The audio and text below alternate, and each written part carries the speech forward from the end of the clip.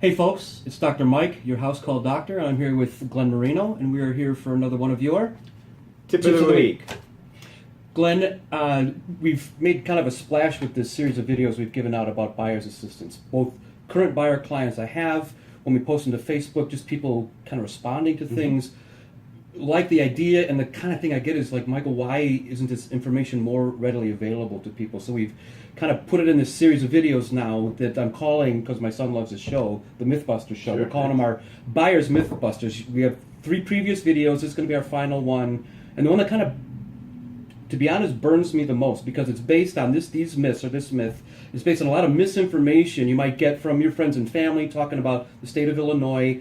But even worse is people from our own profession. Absolutely. Who are either through the lack of knowledge or in some other ways maybe giving misinformation and discouraging people from the down payment assistance program, things like this, because of misinformation. So we're here to just kind of blow that final myth out of the water if we can. Yeah, we got 3 myths here that we want to dispel very quickly. If you go with down payment assistance programs, otherwise affectionately known as the IDA programs, it's $5,000 as a zero interest loan or a $7,500 forgivable grant. Yep. And who doesn't love forgivable grants? It's Money, free money. pocket, yeah. But we're hearing out there from both lenders and from realtors, that they're discouraging home buyers from using these programs because it's the state of Illinois. They're running out of money. Running out of money. There's no money. And we're going to talk about that.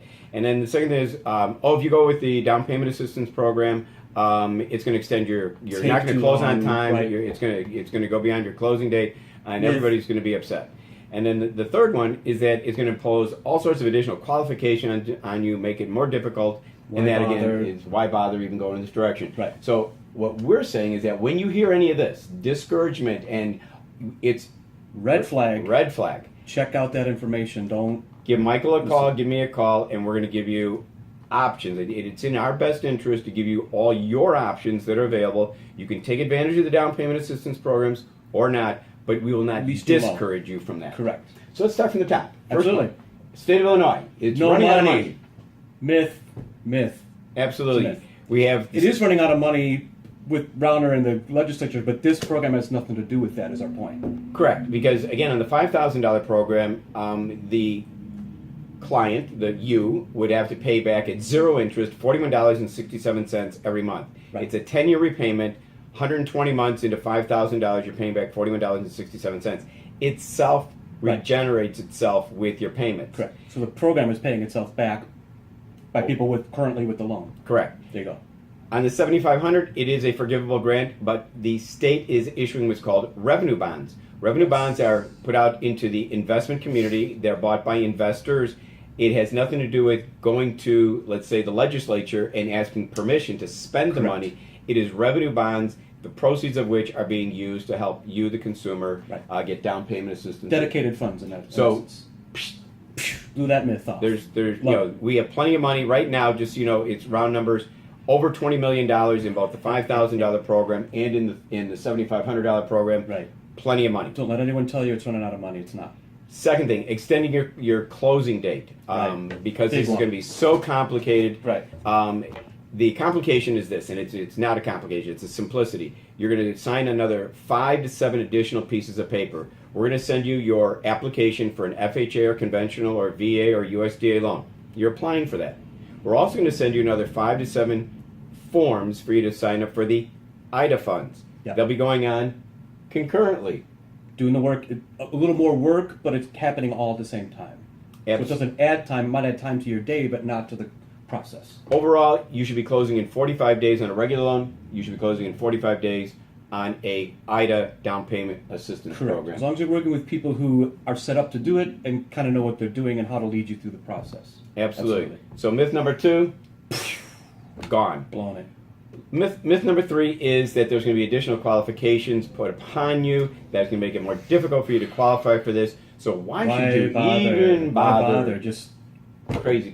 Yeah. And so again, what we have to do here is, in the first video we talked about the qualifications and simply stated, you need to have at least a 660 credit score or a 6 on an FHA loan, a 640 or better score on a conventional loan, and we've already qualified you with that. We ran your credit. We know that you qualify, so we're giving that to Upfront you as qualifications. an option. Right. The second thing is that you must make less than $85,000 a year on a 1 or 2 household family, or if you have 3 or more in the household has to make less than $97,000. Well, we've checked your W-2s, your tax returns in. If you make less than that, we're offering the money Right. to you as an option, right? We said that in video 1. We know these are qualifications that are upfront. They don't add to the process or hit you later on. We either know or we don't. We know it prior to day one. As soon as we do it. We're doing the pre-approval with them, so we're not wasting anybody's time. Correct. And the last qualification is that their debt to income ratio must be less than 45%. Yeah. Again, we've run the numbers when we did the pre-approval for them. Right. Up front, you'll know that. So anybody that tells you that there's additional qualifications, there's no additional. You and I know about this up front. So Right. again, whenever you hear someone giving you negativity toward down payment Or assistance, discouragement of the program red flag. and busted that myth. Just check out the information. There's reasons, we don't want to call people out, but there's reasons why that may be happening. Either they're not set up to do the program, or again, they don't understand it well enough. So at least check out the information with people who know the program and know what they're doing. Like we say, there is reasons maybe to not go with IDA if you have enough down payment, because the interest rate might be a little bit different. By a Correct. couple of quarters of a point, your interest rate might be lower if you didn't go with IDA, but Most that's why I of work with Glenn and why I'm this kind of person too. I'd rather you knew the difference and had the choice to keep the money or get the money and pay a little higher interest rate, or let it go and take the lower interest rate, but at least you have the choices in front of you. Absolutely. You might pay in today's marketplace 3.75% on an IDA loan, and you might pay 3.375 if you didn't take the IDA funds. Right. And I think another reason... I'm sorry, go so ahead. many of our first-time home buyers, though, need to retain some of that cash. We've said why you need the cash. Absolutely. You know, they've got those shovels and rakes, and they've got the drapery and the furniture that they would love to decorate. Little improvements of anything. Right. Absolutely. Keep the money in your pocket if you can. Why not? So again, we're going to give you both options. Right. We're going to show you, here it is without IDA, with a lower interest rate. Here it is with IDA, with a slightly higher interest rate. But in the long run, Get this most of the clients like the fact that they can qualify for $7,500. Right. That if they stay in the house for 5 years, it's forgiven. And God, that's just a great blessing to them to get into their dream home. Right. So if you are looking for that dream home, they should contact you. Right. At the number I'll down help below. find it. Absolutely. And to start Qualify. the journey, get to me. I'll, with that First Centennial Mortgage, we'll get you pre-approved. Copy of that letter will go to Michael, and he'll be able to take you out looking for homes within your income bracket. Right. This money is here for you folks. It's why we promote it. It's already created many more home buyers, even in my own database. 3 people in April who were renters and now are homeowners who have been through foreclosure, who have maybe just, they're a young couple and they've been renting a long time and they have thought about this, but they didn't know whether to pull the trigger. I mean, it's there for you. I'd rather see it offered to you on the basis of knowledge rather than the lack of knowledge, or that it's causes problems on our side, so we're going to compensate. I don't want to compensate. It's for you, make us work for you.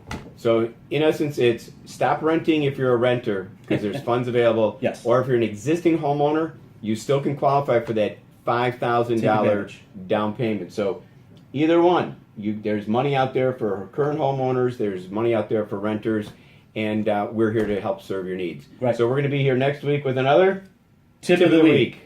And I think we did Myths Busted. Have a great day.